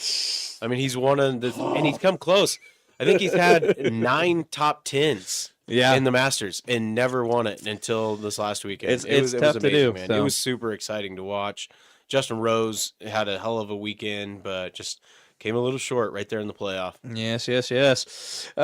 Let's move on to the penalty box. Get this over with. I'm not going to go through. I'm just going to touch on Gabriel Landeskog in the standings real quick. Cool. Let's do it. Flyers penalty on number 8. Dave Schultz. This. 2 minutes for parking. 2 minutes. This drags out a little bit, but Friday night, the impossible became possible as Gabriel Landeskog, who has missed the majority of the last 3 years since the Avalanche won the Stanley Cup, he has now returned. He had basically the Colorado Eagles were able to acquire him for a rehab stint, and Friday night he returned to action, and it was great to see. He played the majority of the game. He looked good, but nothing really major happened, which I'm okay with. I would rather there be no news, as no news is good news in a situation like that with a player returning to action. But then Saturday night, as Chad said here in our notes, he comes back, and the tickets, Friday night, I was trying to see what it would cost to go, because I was like, how much can an AHL game be? I guess normally they're around $70 a ticket. Wow. Yeah, I did not know That's that. insane. It's up there. But Friday night, on average, $500 to $600. But Saturday night, how much was it, Chad? $608. The To cheapest, go or I think it was see like average or an American Hockey League game Yes. in Fort Lupton, Colorado. pretty much a minor league hockey game. Crazy. That's how bad people wanted to see Landeskog. And when he scored the goal, the crowd went nuts. Yeah, I mean, when they announced him, the crowd went nuts. This is the captain of the Avalanche, who has remained the captain the majority of the time. He has not been available for the team, which has been a weird thing in and of itself. Like, what do you do in that situation when your captains just can't play but isn't giving up? But hasn't given up, and now he's back. He has been designated for reassignment to the Avalanche. He was practicing today with Nathan McKinnon, and I think we are going to see Gabriel Landeskog return for Game 1 of the first round against the Dallas Stars. Yep. Taking on Mikko Rantanen. Mikko Rantanen. I said Mikko Rantanen. All right. Should be good. Yeah, it's going to be I'm glad to good. see him back. Yeah, tune in Saturday. So Saturday, we've got the NBA Finals kicking off for reals in terms of us. The Nuggets play at 1:30, and it does look like the Avalanche could possibly be playing at 4 or like 7 on TNT. They haven't released a schedule yet, but that's what it's looking like. So tune in, because Saturday is going to be a rip-roaring day of spots.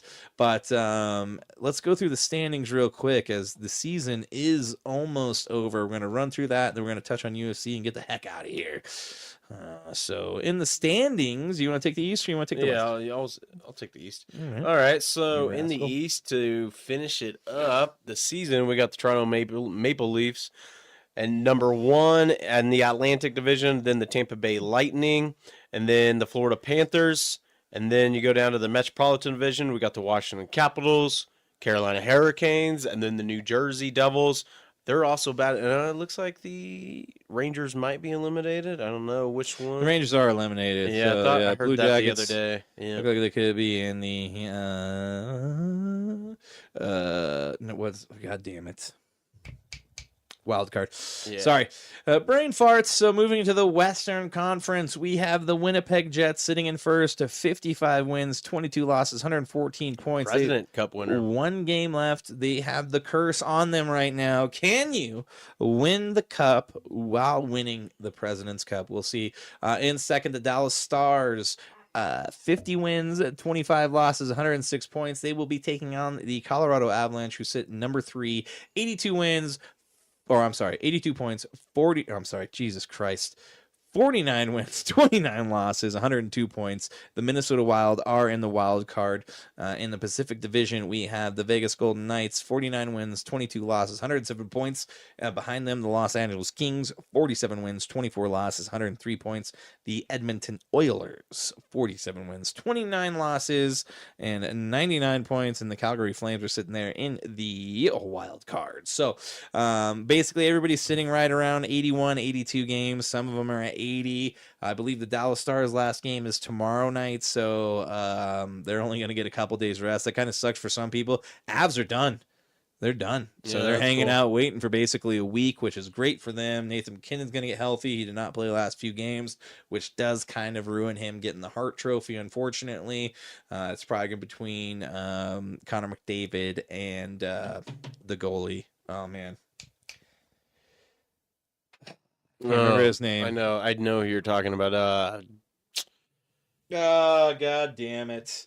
He's going to win the Vezina. All right. But anyways, oh, God damn it. Now I want to know. Hellebuck, Connor Hellebuck. Yeah, Hellebuck. Son of a bitch. Connor Hellebuck. Probably he might be the second goalie in the last 10 years to win both the Vezina and the Hart Trophy. So, in other news, let us go into UFC. Let's get it on, Chad. Let's talk about this real quick, because this was a pretty good one. There were some fun fights. Yeah, there were some good fights. Some decent ones. Yeah. Yes, sir. Yeah, so Saturday night I was pretty busy up in the mountains, and I did buy the fight so that I could watch it later. And it's great. Over the last 2 days while working out, I've been rewatching it, and we're just basically catching up. All I got left to watch is the Volkanovski-Lopez fight. But, man, it was pretty satisfying to see Bryce Mitchell get choked out the way he did. It was good. Yes. John Silva, man, he just... And then he barked at him afterwards. Oh, it was badass, dude. And it's nuts, too, because he tried to touch gloves to be a good sportsmanship about it. Bryce Mitchell wouldn't do it because he thinks he's the devil, and the devil beat him. Man, submitted, and it looked like he was going to break his neck, dude. And there was another point, too, I think because this is the third round when he choked him out? I can't remember. There's another point, though, when he had him it was in the a guillotine, and I was like, it looks like he's already got him. Yeah. I think that might have been the first round. He squeezed out of it, yeah. Yeah, and he got out, but then he got him again, and I was like, oh, and that's it. Man, it was nuts. And it was... And he choked him unconscious. It was crazy because John Silva, who isn't even in the top 10 rankings right now, I mean, he is jumping up there now at 16-2. He just played with them. He acted like this. He was playing with his food like the whole time. And then whenever Bryce Mitchell actually wanted to like go to the ground, that's when he just put him down. Yeah. I mean, because and that's he was what we're saying shots. is that like, oh, well, if John Silva, if it goes to the ground, that could be the end of the fight for him because Bryce Mitchell's a better grappler than he is. And clearly that wasn't the case. He wasn't too afraid of him. Those fighting nerds are, I think it's 8, maybe 26-0 now or something. Like they're undefeated in the UFC. Who all's in that camp? The main ones? They are all guys that just kind of started coming in the UFC, so I don't really remember some of the other ones. Let's see. It doesn't really say who the fighters are. It's all right. Some of the other fights, though, I just finished watching the Yair Rodriguez fight. Man, he pretty much dominated the Pitbull pretty much the whole way. It was a unanimous decision. That guy's super fun to watch, man. I like watching Yair. He's just always delivering some leg kicks. I was surprised how bad Patty just dismantled Michael Chandler. He put him in hell. Like... He had no chance, dude. No. Like, he picked him apart. So, I just watched that one today, and the first two rounds... was rough. It was close. No, up until the third round, because the first two, Patty, it was kind of back and forth. They're feeling each other out still. Yeah, well, and Chandler was kind of out wrestling him. He picked him up and slammed him a couple times, but then in the third round... Dude, Patty landed this knee, and it opened Chandler up, and he started pouring blood, and then he took him down and ground pounded him, and I elbowed. Just earlier today, I watched where Chandler looked up, and I thought he said, please stop. Like, I know he didn't, but it looked like he was just begging for his life. On the ground, and he's got his elbow up, just ready. Dude, he was just relentless. He was beating the shit out of Chandler, dude, and he's a star. Yeah, I mean, because before this, and I had picked Chandler, I was totally wrong because I was waiting. Now it is solidified. I am not going to doubt Patty anymore. He called out Justin Gaethje. He called out Charles Oliveira, Arman Sarukian. This guy is going to be in the top 5 now. He wants a top 5 fight. Because I can't believe it. And I didn't realize how big he was, dude. He was bigger than Chandler. Way bigger. Yeah. I mean, it's nuts, dude. And he came out and he just yelled to the mic. Not to mention this dude drops like fucking 40 pounds. 40 pounds. I don't know how he weighs. He gets up to like 200. Can't be healthy for him. Can't be healthy. He'll die at 45. But I mean, it's nuts. But like, dude, his post-fight interview, he's a star because he knows how to be on the mic, too. Because he goes, you got any more questions? Oh, yeah. Yeah, it's like something like that. May not have been verbatim, but something like that, you know, and he just yelled out to everybody. I mean, dude, he's a star. Even in the pre-fight, Chandler said, I'm going to knock him out. He's like, nobody's knocked me out. And there's that famous quote, when he's like, I'm a Scouser. Scousers never get knocked out. And it's just like... Him talking about Arman, he was like, Arman's a helmet. He's a helmet. He's a little sissy boy. That's the one thing funny about him. His disses are so dumb. He's like, he's a fucking sausage. Fuck him, he's a sausage. Sausage. And I'm like, I don't even get that. It made Rogan laugh, dude. I was like, that's fucking hilarious. He's a fucking sausage. It was, dude. He exploded after this. Well, and then like we kind of talked about like just about how like legit he is about like mental health and how much he's fucking dealt with it, and we all fucking deal with it. It's cool to see somebody like him who is like Conor McGregor in the sense of like brashness, but he's 10 times more legit than Conor could ever be. And all it takes is to back it up. You know, he'll talk the talk, but Patty he backs it up, man, and it's amazing. And I really had my doubts. Chandler's a badass. Chandler always delivers exciting fights until this one.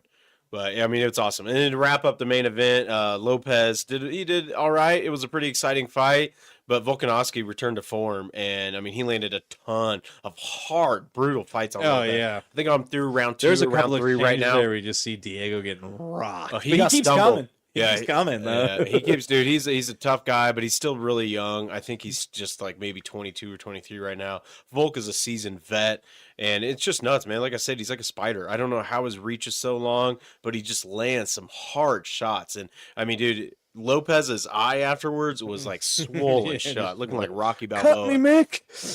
Oh, and I mean, talk about post-fight interviews, dude. I mean, he just dropped a bar afterwards where he was like, you know, Rogan asked him, like, you know, you came from, you know, 2 losses against Islam, and then, you know, you lost to Ilya, and then to come back from this, he had the best line for it. He goes, I think of adversity as like a privilege.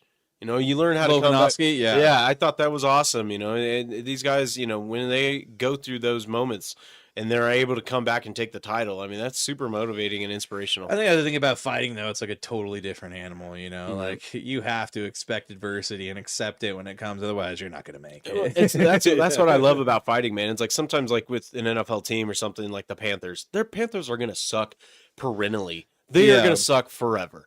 You know, it's going to be 10 years when until they they had get Cam like Newton. exactly, you know, and then there's a spike and then they fall off. But like with fighters, they may lose some and then they may come back up, and they're, you know, it's on the mountaintop. It doesn't last very long. So You're not up there long. yeah, it's pretty exciting, but that was a hell of a fight card. Yeah, no, it was super fun. I didn't catch all of it, but I caught pretty good amount of the main card there. Just to give you an update, we got 5:50 left. Oh, in the look at third. that. The Hawks are coming back. Orlando, 68-61. The Hawks have made it a little bit of a game here. We'll see what happens. We got here our old going in. boy KCP on the Magic. KCP, Katavious Caldwell Pope. All right, let's get into it. It's that time of the episode, the end of episode 128, where the man, the myth, the legend himself, Mr. John Daly, grips it, rips it, and hits it hard, man. You're damn right he does. So far. And he made a lot of money this weekend. Yeah, that's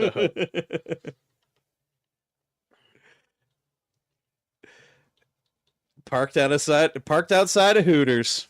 just hanging out, doing it right. Keep Keeping them alive because they're supposed to go bankrupt. John Daly's pretty much keeping them in business. Yeah. This year, from 4 days ago, John Daly makes an absurd $780,000 in annual Hooters appearance at the Masters. That's awesome, man. Over half a Dude, mil. what a stud. Dude's legit. What a stud, man. But we got like a. This isn't sports related, but good nonetheless. Damn it. It's like a Mick episode where we had Roy McIlroy winning and then McLaren. Yep, McLaren McDonald's. dominating. And then what's odd about this one is this is at McDonald's in Colorado Springs, and it comes with a very horrible person named McLaurin. So all the mix. in this one- Not Scary Terry McLaurin. No, not that one. But a McDonald's manager in Colorado is being credited with trusting his instincts and saving a young girl who was kidnapped. KRDO reports that the manager saw McLaurin come into the restaurant with a girl who is less than 10 years old. Because McLaurin was reportedly involved in previous incidents at this McDonald's, police said the manager recognized the scene him. of the crime. Yeah. They Police- recognize him. Sorry, I Yeah. interrupted you. Yeah, do that a I lot. threw you off. Police said the manager recognized him and immediately became suspicious of the situation. He really trusted his gut, called 911. Caitlin Ford with the Colorado Springs Police Department told KRDO. While the manager waited for police to arrive, he offered food to McLaurin and the girl to make sure they stayed put. Man, that was smart. There you go. Keep him glad. there. It's Yeah, pretty not cool. Not trying to escalate it, not trying to assert himself into those things, but really understanding the severity and understanding the feelings that he was having. Ford said, when officers arrived, they arrested McLaurin. Officers quickly determined the young girl did not belong with McLaurin. He was taken into custody on outstanding warrants. The previously convicted sex offender is now charged with second-degree kidnapping, enticement of a child, and failure to register as a sex offender. So basically, yeah, if it wasn't for this manager, this little girl could have had a terrible situation that played out for her if not This caught. is super scary. This Yeah, stuff definitely. happens way too often. Way too often in Colorado Springs and Pueblo, unfortunately. But yeah, this and it's kind of cool. It didn't seem like he wanted his name out there, probably for protection cases, but we can just say this DDOE goes to the McDonald's employee. Yeah, we'll try tagging whatever we can to try and see if we can get somebody involved with the story to reach out. But yeah, super cool to see just somebody just doing their job, or not even really doing their job, going above and beyond the what's, you know, the basis of their job to save someone's life. So super cool to see. And you know what? Go get yourself a McDonald's quarter pounder tomorrow, you know, and I don't know. Go support something. McDonald's. They Go rule. eat some McDonald's delicious rules, man. food that will kill you. It never goes bad, people, but their managers are good. So in that case, let's move on and out of here. It's the end of episode 128. Wrap it up. We made it. It's the end. We appreciate Justin Kirk joining us. He was super fun to have on, and we will. Yes, thank you again, Justin. Do we know who are we having somebody on next week? We don't We're have up in the anybody air. planned yet, but we're seeking gonna them out. Keep you guys on your toes. Until then, you won't know, but we might. Yes. So hopefully we'll have a guest for you guys next week. Until then, make sure you all have a wonderful rest of the week. We love you all. Enjoy Thank the you for, NBA playoffs. Yeah, we're here. Plans happening now. We'll catch you guys next Farewell, week. fans. Toodaloo. Love you, buddy. I love you. Bye. I don't know if that got cut.